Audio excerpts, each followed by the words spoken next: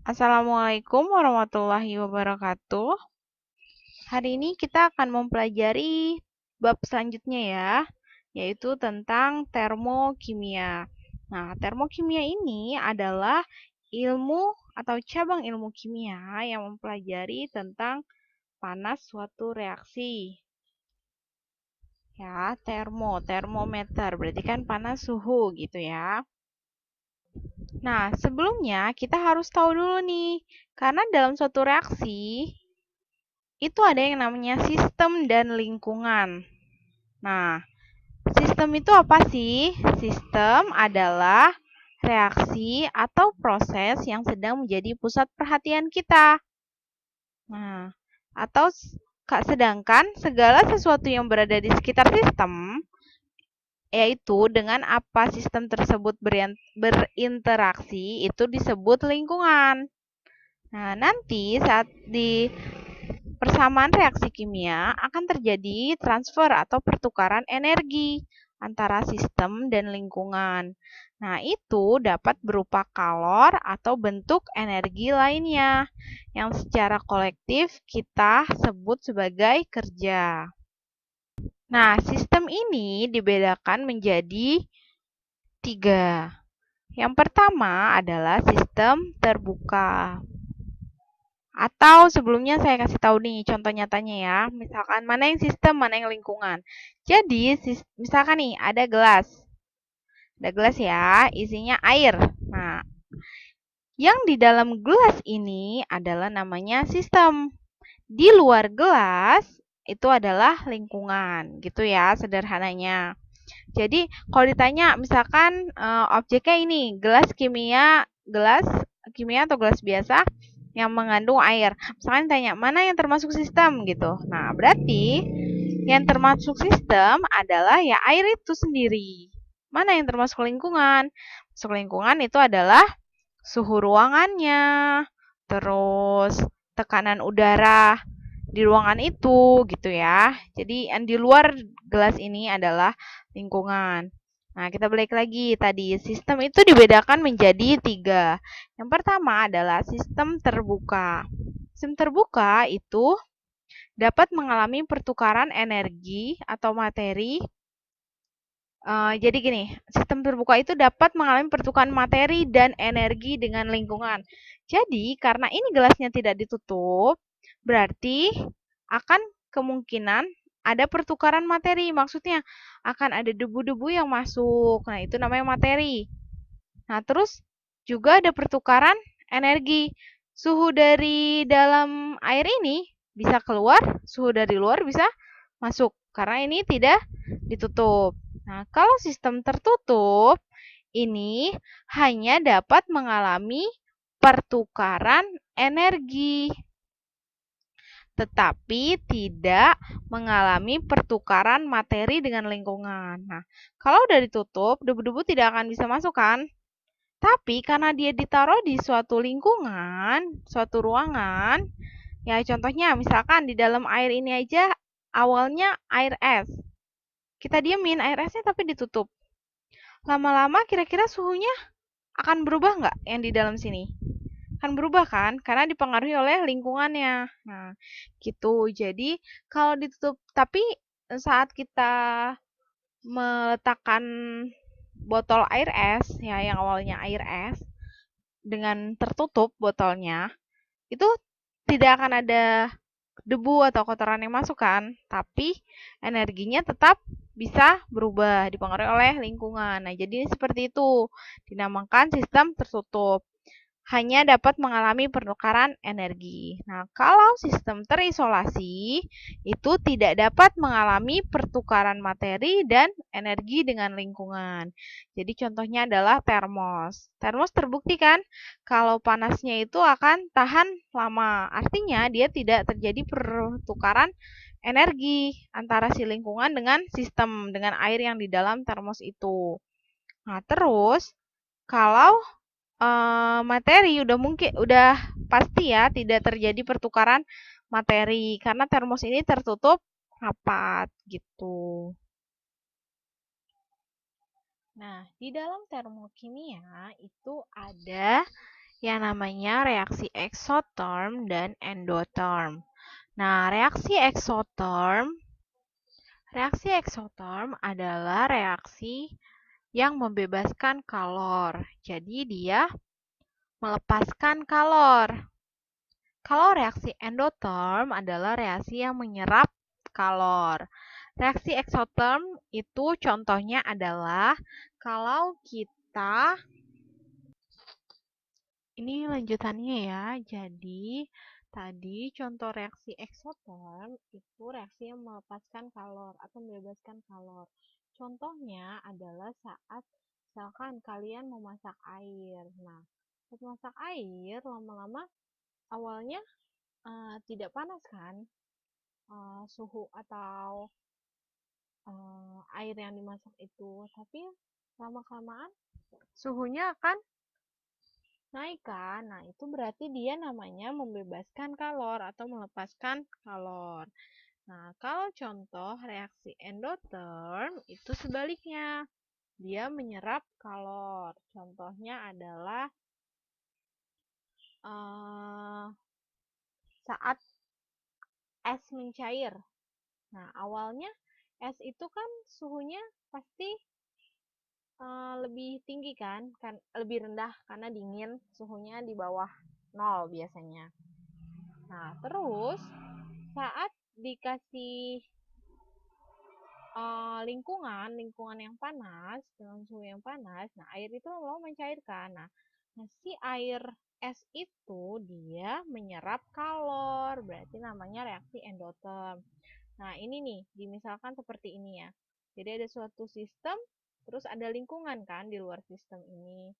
Nah, kalau si eksoterm, dari si sistem itu yang melepaskan kalor. Jadi kayak tadi tuh contohnya, memasak air. Dia saat air setelah selesai dimasak, hawa panasnya itu sampai ke lingkungan kan. Maksudnya sampai ke pancinya, terus sampai kalau kita coba aja nih tangan kita nggak dicelupin ke airnya aja, tapi kayak kita di atas panci itu kita rasakan itu pasti ada hawa panasnya kan. Nah, hawa panas itu kan berupa kalor ya, suhu kalor gitu panas. Nah, itu berarti namanya reaksi eksoterm. Nah, kalau reaksi endoterm tadi sebaliknya, justru si lingkungan itu mempengaruhi si sistem. Nah, terus sistem itu menyerap kalor. Jadi karena kayak tadi tuh, misalkan kita meletakkan air es di ruangan rumah kita gitu. Nah, ruangan rumah kita itu aja kan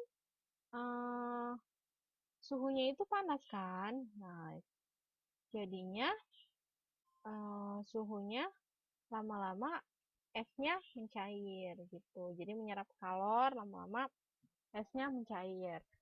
Nah, gitu ya. Nanti ada contoh-contoh lainnya kalian bisa lihat di buku kimia paketnya atau di yang buku mandiri itu ya. Buku LKS-nya itu bisa dibaca-baca contoh-contoh lainnya. Atau bisa googling juga. Nah, di sini juga ada yang namanya perubahan entalpi.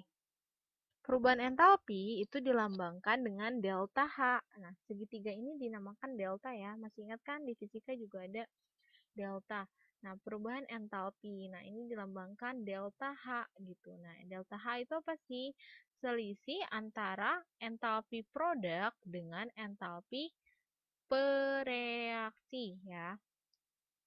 Entalpi produk dengan entalpi pereaksi. Nah, jadi nanti ada contohnya. Produk itu yang dihasilkan ya, di sebelah kanan tanda panah. Kalau pereaksi itu yang di sebelah kiri tanda panah. Nah, reaksi eksoterm nanti delta H-nya akan selalu bertanda negatif. Nah, kalau reaksi endoterm, delta H-nya selalu bertanda positif. Nah, ini ilustrasinya ya, reaksi endoterm, mana reaksi eksotermnya yang mana. Jadi kalau ada reaksi, jadi nanti bentukannya itu ada persamaan reaksi. Persamaan reaksi itu berarti kan ada reaktan, ada produk. Reaktan itu adalah yang di sebelah kiri tanda panah. Nanti ada contohnya. Saya akan contohkan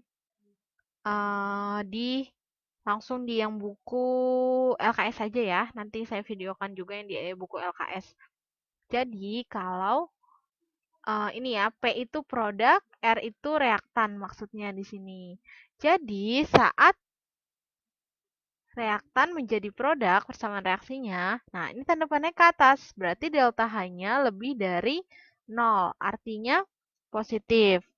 Nah, delta H-nya ini, delta H selalu H produk dikurang H reaktan. Selalu entalpi produk dikurang entalpi reaktan. Tapi hasilnya itu yang akan membedakan. Ada yang positif, ada yang negatif. Nanti kalau hasilnya positif atau lebih dari 0, berarti dia adalah reaksi endotherm. Nah, tandanya positif. Tapi kalau saat kita menghitung hasil delta H-nya itu dikurang dari 0, negatif artinya berarti termasuk reaksi eksoterm. Gitu ya. Nah, selanjutnya tentang persamaan termokimia. Jadi persamaan termokimia itu intinya sama, persamaan reaksi kimia. Hanya saja ditambahkan delta H sama dengan sekian gitu. Seperti ini ya contohnya. Jadi kalau kita hanya menulis sampai sini, itu namanya persamaan reaksi kimia.